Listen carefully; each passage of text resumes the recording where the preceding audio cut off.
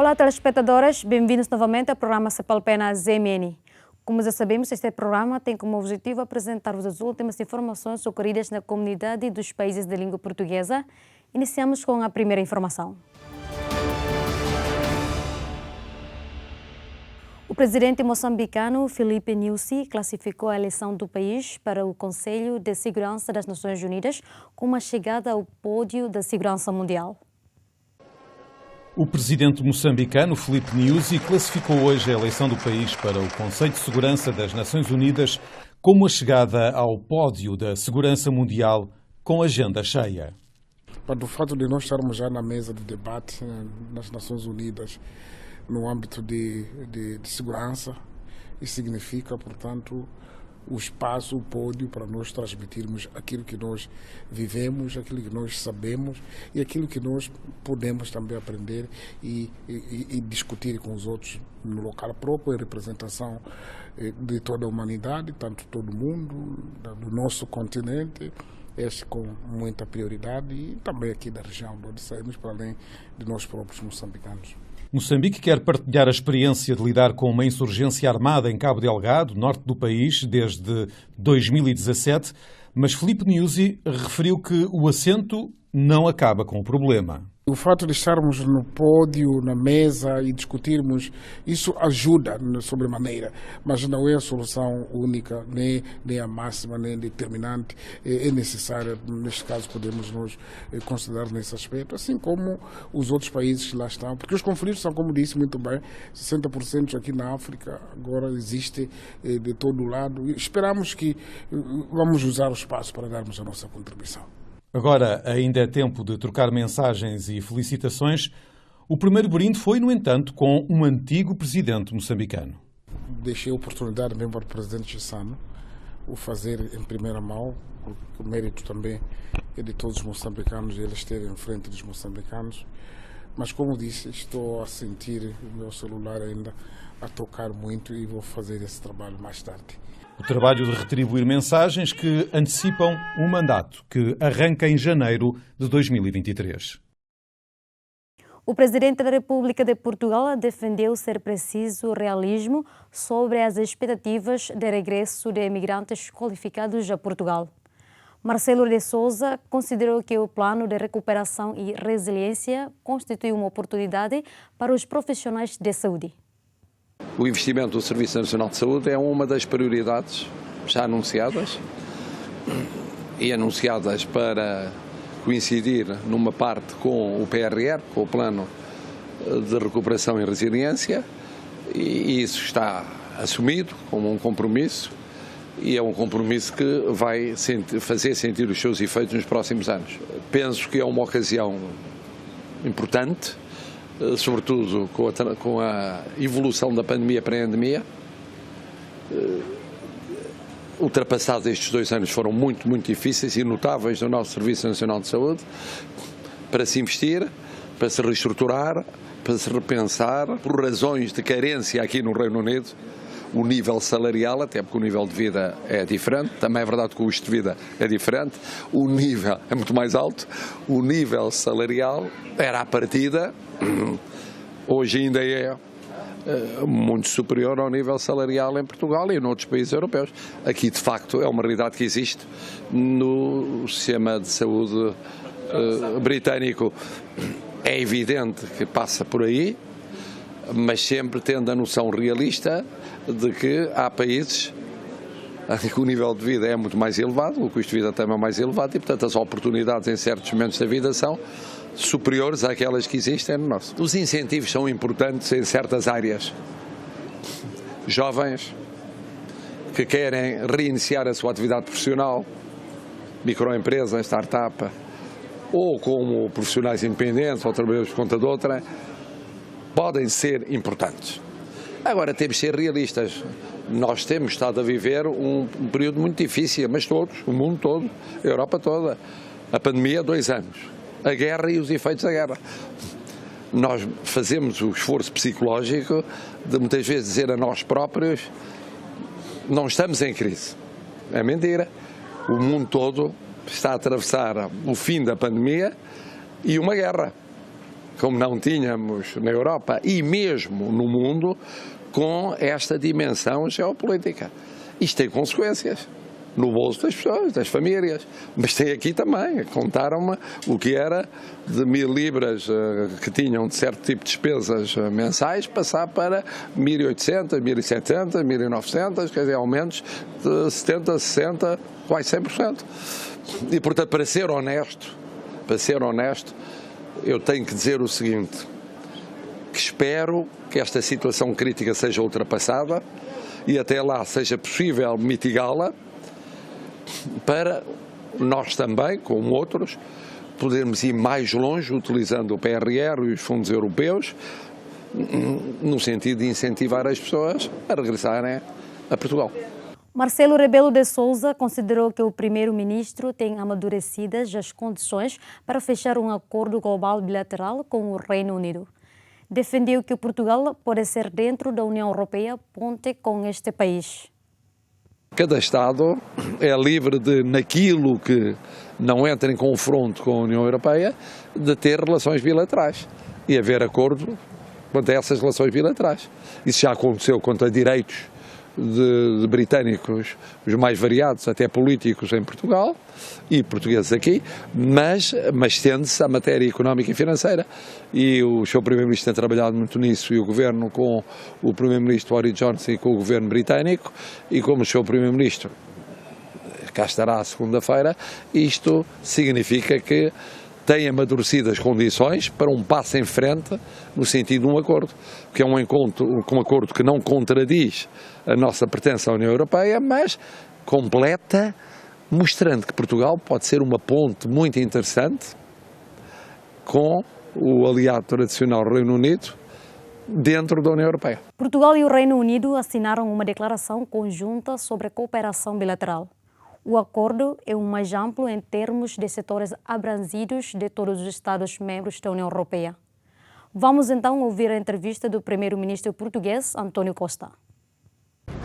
Bom, em primeiro lugar, assinarmos esta declaração conjunta, em que é fundamental para relançarmos aquilo que é a mais antiga aliança que existe ao nível mundial, depois do Brexit, esta relação bilateral.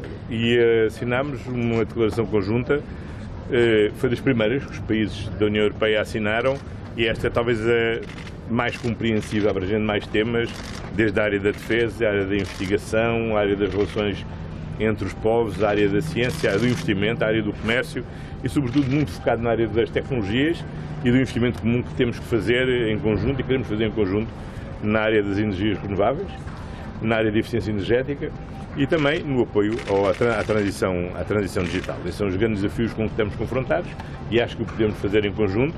O facto de termos uma comunidade científica tão forte aqui no Reino Unido ajuda muito a estabelecer as pontes das nossas instituições científicas, entre as nossas instituições universitárias. O Reino Unido tem vindo crescentemente a investir em Portugal, beneficiando as empresas britânicas da dupla oportunidade de terem as vantagens do Brexit aqui no Reino Unido e as vantagens de continuarem na União Europeia investindo em Portugal, e tem investido sobretudo nestas áreas das tecnologias. Nós somos hoje o terceiro país da União Europeia com a maior taxa de recém-licenciados em engenharias e, portanto, é natural que esse talento atraia cada vez mais investimento nestas áreas. Os investigadores falam-nos, precisamente por causa do Brexit e dos problemas administrativos do Reino Unido, que há muita dificuldade para obter vistos para esses investigadores. De alguma maneira, este protocolo, este acordo bilateral vai facilitar a vinda de investigadores portugueses para o Reino Unido? Este acordo é um acordo chapéu e em que o que organiza são as relações bilaterais entre Portugal e o Reino Unido. Todas essas matérias que são objeto do relacionamento entre o Reino Unido e a União Europeia, nós atribuímos mandato à Comissão Europeia para negociar diretamente, todo o apoio à Comissão Europeia nessa negociação, e aí, infelizmente, não é possível ultrapassar aquilo que são as relações e a negociação, que, como sabemos, não é fácil entre o Reino Unido e a Comissão Europeia, mas façamos confiança na Comissão Europeia para obtermos bons resultados. No que nos diz respeito bilateralmente, nós identificamos as áreas que devem ser estratégicas para o desenvolvimento. E, por exemplo, na área da investigação, são claramente tudo que tem a ver com os oceanos, Não há nada que possa unir mais o Reino Unido e Portugal do que Boris os Johnson oceanos. vai à conferência? Há uma hipótese muito séria do Boris Johnson poder ir à Conferência dos Oceanos, embora calhe entre o G7, a Cimeira da NATO, mas enfim, há de haver essa possibilidade, mas há sobretudo um investimento crescente que o Reino Unido fará no grande centro de investigação que nós temos internacional, criamos nos Açores, para o estudo das alterações climáticas e do mar profundo, o Air Center, onde vai haver um reforço claro da participação do Reino Unido, um maior envolvimento do Reino Unido nessa investigação e a cooperação bilateral que se tem que desenvolver entre instituições. Isso é uma oportunidade que temos que trabalhar. Portanto, isto serviu. O que é que serve este acordo? Este acordo serve, no fundo, para dizermos o seguinte: nós, daqui a cerca de um mês, vamos celebrar os 650 anos do primeiro tratado que assinámos entre Portugal e o Reino Unido, assinado na freguesia de Teigilde, em Vizela. E 650 anos depois continua a ser a aliança contínua mais antiga que existe no mundo. Os ministros dos Estrangeiros costumam dizer a segunda mais antiga é a NATO, a primeira é esta. Portanto, vejam bem a distância e a duração desta aliança. Obviamente, ao longo destes 650 anos tivemos várias fases. E nestes anos em que tivemos todos juntos na União Europeia, naturalmente as relações bilaterais foram-se diluindo um pouco no espaço coletivo da União Europeia. Agora que o Brexit está consolidado, agora que o Covid deixou de ser uma fronteira ao contacto, às deslocações, pelo menos com a regularidade com que foi nos últimos 2 anos, é a grande oportunidade de refundar, de relançar esta relação bilateral. E o que é muito importante é que nós devemos ser o 7º ou 8º país da União Europeia a assinar um acordo bilateral com o Reino Unido, mas nenhum assinou com uma área tão extensa. A área da segurança, da investigação criminal, da defesa, na área da política externa e da cooperação, na área do investimento, na área do comércio, na área da investigação, na área da educação e na proteção dos portugueses residentes no Reino Unido e dos britânicos residentes em Portugal. E como sabem, cada vez mais há expats na área tecnológica que têm encontrado em Portugal um excelente ambiente para desenvolver os seus projetos de empreendedorismo, de startups, e cada vez beneficiamos mais do facto de, com a nossa posição geográfica, sermos o ponto mais próximo do continente africano, do continente americano e, por exemplo, é por isso que somos o ponto de amarração das principais ligações de cabo digital para a América do Sul, para a África do Sul, no próximo ano para a Ásia. Portanto, seremos o único país que tem ligações diretas de cabos de alta definição digital para todos os continentes. Isso é uma grande fonte de atração de data centers e tudo o que tem a ver com a ciência dos dados e o desenvolvimento das novas tecnologias e nas áreas do software. Esta nova tensão entre Bruxelas e Londres e Boris Johnson por causa do reescrever do protocolo da Irlanda do Norte não vai atrapalhar aqui este protocolo? Bom, como disse, nós separamos as águas. A negociação entre a União Europeia e o Reino Unido é conduzida pela Comissão. Nós damos todo o apoio à Comissão e o governo britânico também não tem dúvidas sobre isso. Dentro daquilo que são os acordos e as divergências no âmbito da União Europeia, há espaço para desenvolver o relacionamento bilateral. Ora, aqueles que são os nossos mais antigos aliados são naturalmente, nós sendo nós os mais antigos aliados, a nossa aliança mais antiga a nível mundial, estamos obviamente numa condição que não podemos desperdiçar, de nos colocar em posição de poder rentabilizar isso dentro dos domínios tão diversos, da defesa, à educação, do investimento à inovação, à investigação científica, e é nessas áreas que vamos trabalhar. Permitam-me que lhe pergunte... Está agora a querer renegociar aquilo que já tinha assinado. Como é que o Primeiro-Ministro de Portugal vê isso? Está disponível para essa renegociação do protocolo que já estava assinado e ratificado? Vamos lá ver. Essa negociação é feita entre o Governo Britânico e a Comissão Europeia, portanto não vou fazer declarações públicas sobre essa matéria. O que tiver a dizer, digo no Conselho Europeu, ou disse ao Primeiro-Ministro Johnson. Agora, quem faz essa negociação, obviamente, é a Comissão Europeia e tem o mandato de todos os Estados-membros, tem o mandato de Portugal e, portanto, não vou estar a comentar sobre isso. O que aqui tratámos e nos focámos é naquilo que tem a ver com as relações bilaterais que, independentemente de conflitos e convergências entre o Reino Unido e a União Europeia, podem ser estabelecidos de um modo bilateral entre Portugal e o Reino Unido. Sobre o problema antigo. E aí é que é muito importante. Temos conseguido ter uma declaração conjunta tão vasta, tão diversificada como esta que assinamos aqui Sobre hoje. o problema antigo, as urgências no Serviço Nacional de Saúde, estamos outra vez com caos. Como é que o Governo pretende resolver um problema que já era visível e adivinhável? Bem, como já era correspondente em Paris, conhecem a regra, fora de Portugal não falo dos problemas nacionais, mesmo quando são problemas graves. Mas como sabe, estão hoje, aliás, estão hoje a decorrer várias reuniões de trabalho no Ministério. Mas é um problema grave? Estão hoje a decorrer várias reuniões de trabalho no Ministério da Saúde para encontrar resposta para esses problemas. Mas que mensagem é que deixa aos portugueses sobre este facto das urgências? Quer tranquilizá-los? Que mensagem é que deixa? A mensagem que deixa é que o Governo português está a trabalhar, como é sabido, há uma série de reuniões que estão a decorrer no Ministério da Saúde e como também é sabido, é a regra que tenho, seja sobre este assunto, seja sobre outro assunto, fora do território nacional, não falo de questões nacionais. A Ministra da Saúde de Portugal anunciou que vai ser posto em prática um plano de contingência para resolver a falta de médicos nas urgências hospitalares. Sabemos que estes constrangimentos e problemas, não sendo de hoje, estão agora numa fase mais nítida e aguda, porque depois de 2 anos de pandemia e do adiar de um conjunto de medidas que pretendíamos ter implementado anteriormente e que não foram possíveis de serem implementadas, agora se revelam com outra gravidade, com outra magnitude, que não é possível, tudo faremos para que se voltem a evitar situações do tipo daquelas que vivemos nos últimos dias. Como é que vai fazer? Permitem, em termos de perturbação daquilo que é a tranquilidade social relativamente ao funcionamento do Serviço Nacional de Saúde.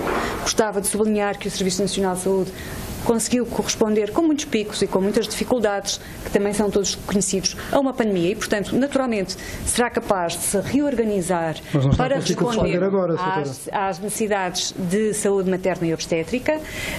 Conhecem o número de partos que o Serviço Nacional de Saúde realiza, conhecem as dificuldades que também temos e, portanto, qual é o plano que temos para as ultrapassar? Plano de curto prazo, plano de contingência para aquilo que são os meses de junho, julho, agosto e setembro, com o funcionamento mais articulado e antecipado e organizado das urgências em rede do Serviço Nacional de Saúde. Mas isso é uma solução, eventualmente com também a precaução de questões remuneratórias associadas. Por outro lado, também apoio a quem está no terreno a fazer a sua função e apoio designadamente às lideranças nas quais temos confiança e reiteramos essa confiança. Mas de que forma e depois, por outro lado, ainda a monitorização daquilo que são os indicadores em termos designadamente de saúde materna que vamos também acompanhar e publicamente informar para que, de facto, esta instabilidade que neste momento se instalou e que importa, de facto, clarificar, não se sobreponha àquilo que é o valor da confiança num serviço público mais de saúde. Especialistas, Adicionalmente, o tema do plano de médio prazo, porque em termos de médio prazo é absolutamente essencial, e vamos fazê-lo, ter uma coordenação que funcione dos mesmos moldes que funcionou em devido tempo, em seu tempo e com as devidas adaptações, a Comissão de Apoio à Resposta em Medicina Intensiva, para, ao nível nacional, haver uma coordenação que possa apoiar as reestruturações que precisamos de fazer nesta área, também com atenção àquilo que são as especificidades regionais. Em Portugal, a inspetora do Serviço de Estrangeiros e Fronteiras disse que as longas filas de espera no aeroporto de Lisboa refletem o aumento exponencial do turismo. Resulta também de uma infraestrutura desadequada para o número de passageiros. Entre as 5 e as 14 foram controlados mais de 11 mil passageiros. As posições estavam todas completas, além das 16 posições estavam as e-gates, os famosos rapides, e Apesar de todas estas posições ocupadas, resultou uma espera de aproximadamente 2 horas. Eu penso que não estávamos preparados para este aumento exponencial do turismo e o aumento exponencial dos passageiros, mas a própria infraestrutura, como o Sr. Ministro da Administração Interna já teve a oportunidade de referir, também não estará adequada a esta realidade. Portanto, a espera que hoje se verificou, apesar de todas as posições estarem ocupadas, significa que efetivamente as posições estando todas ocupadas nós não conseguimos minorizar ainda mais os tempos de espera. Vamos tentando adequar o próprio plano de contingência à realidade com que nos vamos deparando. Como disse, eu tenho bastante experiência de aeroporto e não me recordo nunca destes tempos de espera, nem deste volume de passageiros. Portanto, é toda uma realidade nova com que nos deparamos. Nós temos todos esperança que melhore a situação, não só para os passageiros como para nós, porque a pressão a que estamos sujeitos atualmente é muito forte, como deve ser fácil de compreender, não é? Portanto, agora, de facto, eu não posso estar a falar em abstrato, porque efetivamente é a primeira vez que um plano a esta escala está a ser aplicado, pese embora nos restantes anos o CEF providenciar um reforço que ia recrutar as outras unidades orgânicas, precisamente para no verão já reforçar, porque havia sempre um aumento de passageiros, mas efetivamente este plano é a primeira vez ou nestes moldes é a primeira vez que está a ser aplicado e, portanto, teremos que fazer a avaliação em fase, à medida que o tempo agora vai passar.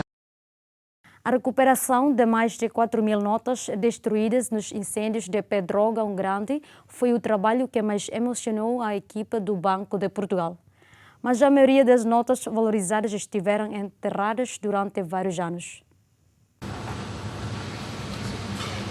No complexo de alta segurança que o Banco de Portugal tem no Carregado, onde estão guardadas as 176 toneladas de ouro numa casa forte, onde há a fabricação de notas, onde se acumulam paletes de notas à espera das empresas de transporte de valores, onde há um laboratório para análise de contrafações e um departamento de escolha e destruição de notas, há também um pequeno departamento, normalmente com 2 funcionárias, cujo trabalho é tentar recuperar notas estragadas para devolver o seu valor aos cidadãos. Mais de 50% da superfície tem que estar disponível e tem que se evidenciar as marcas de segurança que a nota tem, que permite ao técnico ver sem dúvida que é uma nota genuína ou fragmentos de notas genuínas. Posto isso, a nota é dar-lhe o valor por inteiro. Portanto, uma nota de 20, mesmo que apareça só metade, é valorizada por 20 euros e é acreditado o contravalor na conta do apresentante, ao seu legítimo proprietário. Guardar notas em casa é um hábito dos portugueses que nem sempre se lembram que o dinheiro é papel e algodão que se deteriora.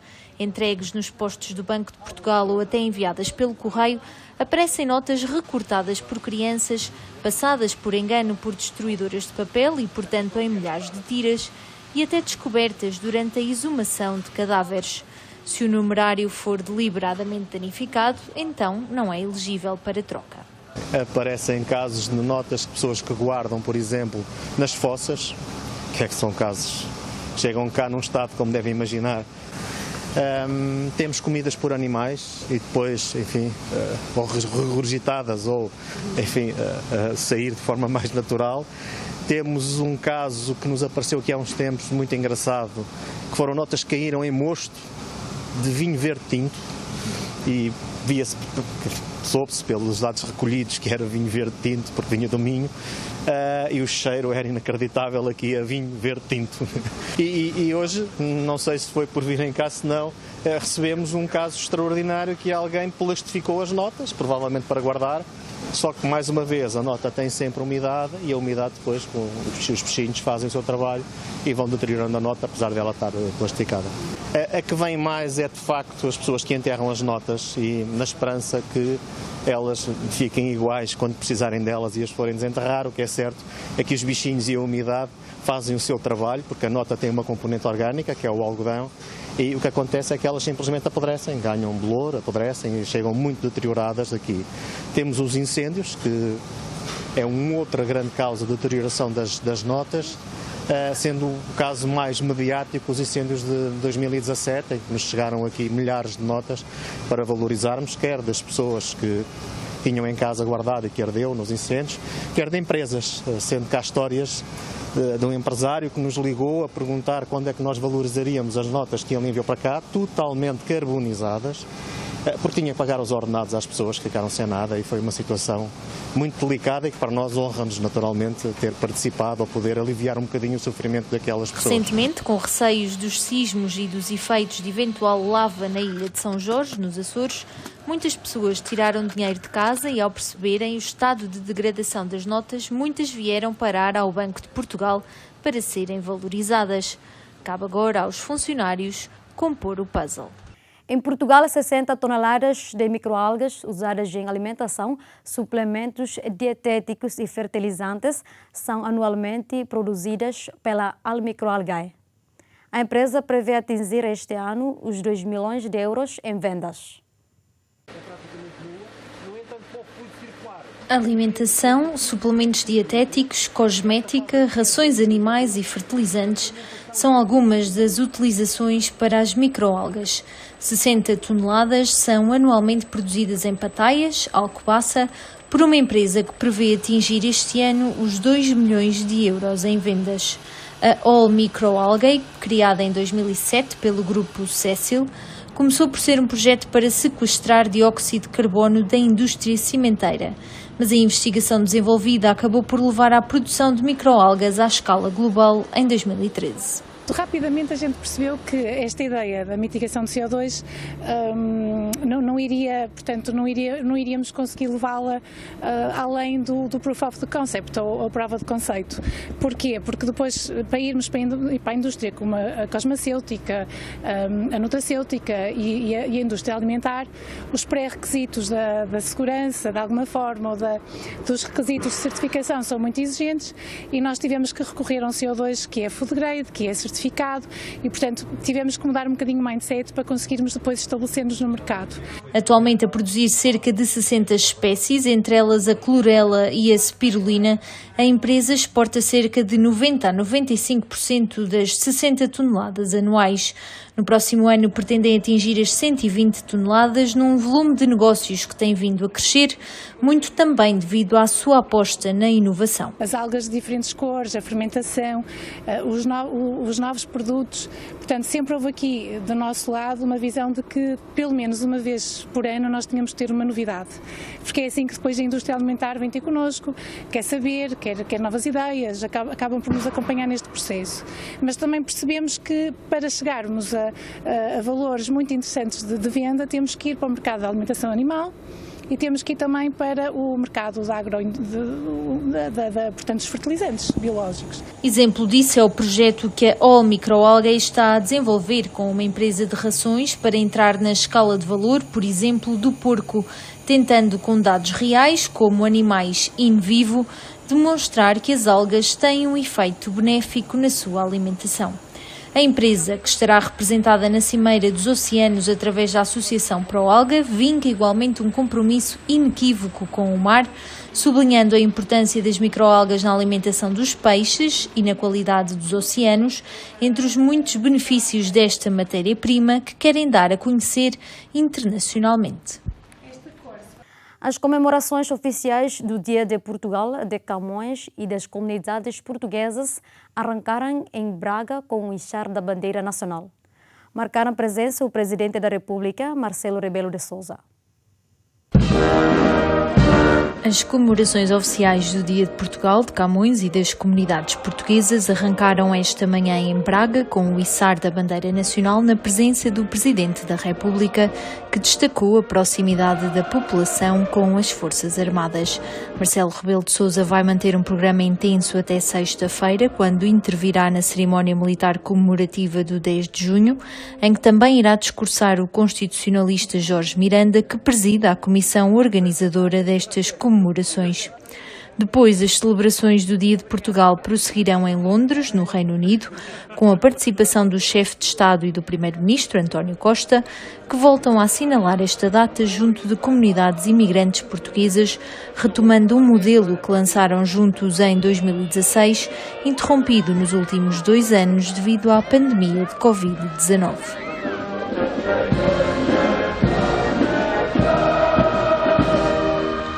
O presidente da Assembleia da República de Portugal disse que, na visita oficial ao Canadá, levou uma mensagem de solidariedade à comunidade luso-canadiana. O presidente da Assembleia da República falava durante a parada do Dia de Portugal, que teve lugar na área do Little Portugal. O evento juntou milhares de pessoas. Augusto Santos Silva salientou a importância das comunidades portuguesas do ponto de vista econômico, sentido em várias dimensões. São expectativas muito altas, tenho aliás a certeza que vai ser certamente um dos momentos altos da minha deslocação ao Canadá, cujo objetivo principal é participar nas celebrações do dia de junho, o Dia das Comunidades Portuguesas, com a comunidade residente no Canadá. Estarei em Toronto, estarei em Laval, em Montreal e em todas essas cidades que contam com tanta influência portuguesa, participarei em contactos com a nossa comunidade, com as associações, com os luso-eleitos, com os dirigentes associativos, com empresários, por aí fora. Sim, é uma mensagem de solidariedade, é a mensagem que, aliás, exprime melhor que qualquer outra o 10 de junho.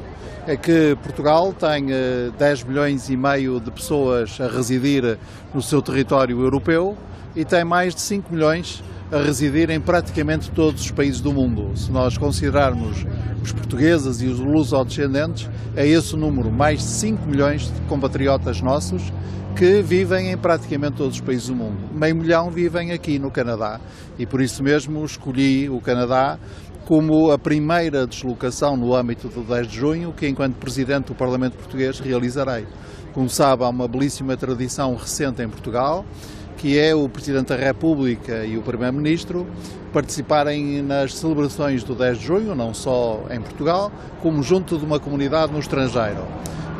Este ano o Presidente da República participa nas comemorações no Reino Unido. E o que ficou concertado é que o Presidente do Parlamento participaria também, como o Presidente da República está na Europa, eu vim à América.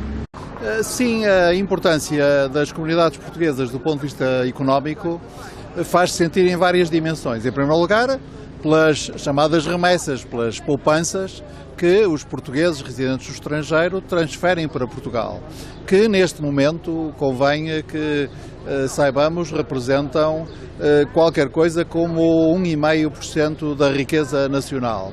Depois, porque as comunidades portuguesas são elas próprias mercados para as exportações portuguesas, designadamente produtos alimentares. E depois também porque as comunidades portuguesas, que são a expressão mais viva e mais direta, cotidiana do que é Portugal e do que é ser Portugal, representam também um fator de atração para que as pessoas dos países em que essas comunidades estão estabelecidas tenham a apetência, tenham a vontade de conhecer melhor Portugal. Repara, o Canadá está entre os 15 mercados principais do turismo português e, evidentemente, os canadianos que conhecem os portugueses, e são muitos aqueles que o fazem, sabem bem, por experiência direta, própria, imediata, o que é ser português e quais são as virtudes de Portugal. Um país pacífico, seguro, aberto, de pessoas muito simpáticas que acolhem calorosamente os estrangeiros. Sim, porque Portugal e o Canadá são países muito próximos e há várias maneiras de mostrá-lo. Em primeiro lugar, as relações económicas estão a crescer, designadamente a partir deste novo acordo comercial entre a União Europeia e o Canadá. As exportações portuguesas para o Canadá têm subido muito. Depois, porque Portugal e o Canadá são membros empenhados nas Nações Unidas, como sabe, o secretário-geral das Nações Unidas é um português, o diretor-geral da Organização Internacional das Migrações é outro português, e Portugal e o Canadá são, por exemplo, países campeões na aplicação do Pacto Global das Migrações. Fazemos parte com o Canadá da Aliança para o Multilateralismo, da Aliança para a Liberdade de Imprensa, do conjunto de países que protestaram e protestam, se opõem às detenções arbitrárias. E temos relações políticas e diplomáticas excelentes. O presidente da Assembleia da República está de visita oficial ao Canadá. Visita no domingo Montreal, no Quebec, onde vai presidir a inauguração do mural de homenagem a Aristides de Sousa Mendes. O presidente da República de Portugal adiantou que as comemorações do Dia de Portugal em 2023 deverão ter um modelo diferente. Vai começar na África do Sul e só depois com iniciativas tendo como palco o território nacional. Havia pendente a África do Sul, porque era para ter sido em 2020, não foi possível pela pandemia. Havia 2021, não foi possível por causa da pandemia. Em 2022, o Reino Unido pesou muito por várias circunstâncias. Primeiro porque trata-se de uma comunidade muito jovem, que cresceu muito rapidamente e que tem aspectos diferentes de outras comunidades que nós temos espalhados pelo mundo. Segundo lugar, porque nós temos um laço com o Reino Unido que não é só histórico, atual, muito importante, fazendo a ponte entre a União Europeia e o Reino Unido. E temos condições para fazer a ponte como poucos têm. E aqui ponte através dos portugueses que cá estão. Não é só ponte política. No momento em que somos aliados na situação internacional e no momento em que há um interesse efetivo britânico em investir em Portugal, em redescobrir Portugal, e nós estamos também aqui a investir no Reino Unido, não só com a excelência dos nossos profissionais, mas também em termos económicos e financeiros. Há aqui um momento único, singular, que levou a escolher o Reino Unido, mas já agora posso avançar, que está na minha ideia, sujeita à confirmação, mas está na minha ideia, para o ano, se for possível, ir à África do Sul e até porventura até fazer inverter a ordem, começar a celebrar o Dia de Portugal fora e depois estar no dia 10 em Portugal. Porque um dos problemas é esse. É possível vir ao Reino Unido, à Europa e alguns países que ficam do lado bom das horas, não é? Dos fusos horários, é possível no mesmo dia.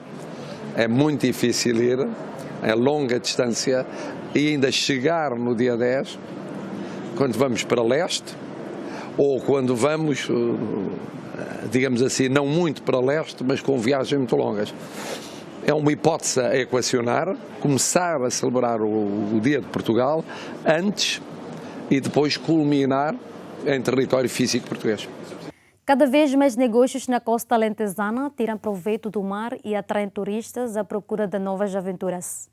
Desde o surf ao enoturismo subaquático, há um mar de possibilidades à espreita na região.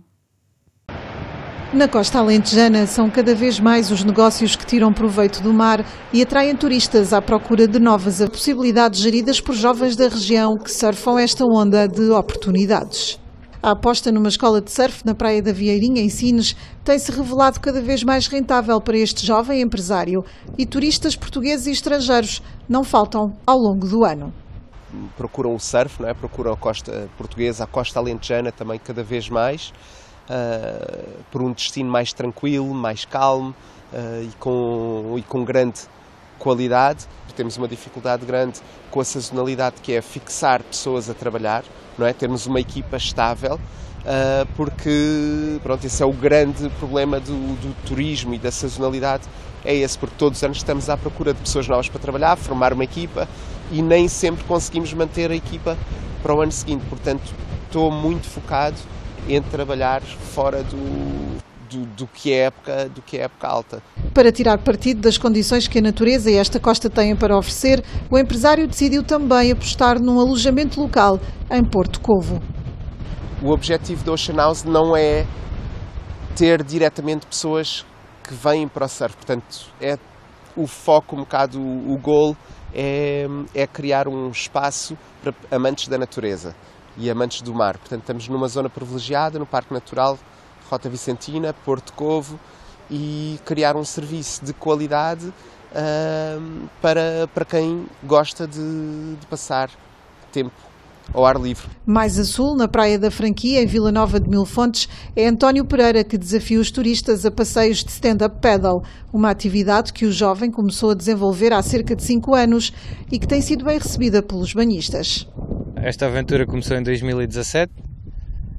Na altura já andava a querer abrir um negócio relacionado com o surf, porque sempre fiz surf desde criança e desportos relacionados com o mar, e entretanto experimentei o stand-up paddle e achei que era uma boa oportunidade para investir nessa área, porque ainda não era muito conhecido e era uma modalidade nova em crescimento e acessível a pessoal de todas as idades.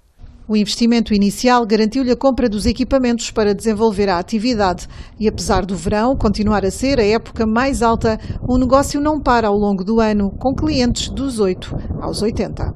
Não há nenhum mês que não tenha trabalho, mas pronto, dos meses de inverno está sempre mais fraquinho, dá para ir trabalhando, mas o que compensa mesmo é desde maio até novembro, princípio de novembro, é que é sempre a trabalhar. Tudo um pouco estrangeiros e portugueses. Como isto é praia, está pegado com o mar e é um sítio calminho para praticar, o pessoal está aqui na praia e aproveita para experimentar e ter uma experiência nova. So it's my first time, but it's really nice. It's more exciting than just sitting on the kayak. It was really nice to go back there and to discover the river and also to see the ocean in the back. It's really nice. Nesta costa há também quem plante garrafas no fundo do mar para serem colhidas a várias profundidades. A adega do mar, instalada no Porto de Recreio de Sines, é um projeto da Ecoalga que este ano vai apostar no enoturismo subaquático. Com 8.000 garrafas de vários produtores submersas, esperam até ao final do ano chegar às 10.000. Este ano vamos começar com o enoturismo e criamos o enoturismo subaquático para Portugal. O que é que iremos fazer com isso? O turista, o nosso cliente, deseja recolher uma garrafa de vinho e na primeira pessoa pode fazê-lo. Nós, como escola de mergulho, damos a formação necessária e acompanhamos a pessoa na sua primeira experiência, ou se for um mergulhador já confirmado, experiente, pode ir connosco lá abaixo à adega, fazer a recolha da sua garrafa e trazer para a superfície e consumi-la. Nós vamos começar dia 15, efetivamente, vamos fazer por isso e vamos tentar manter a atividade.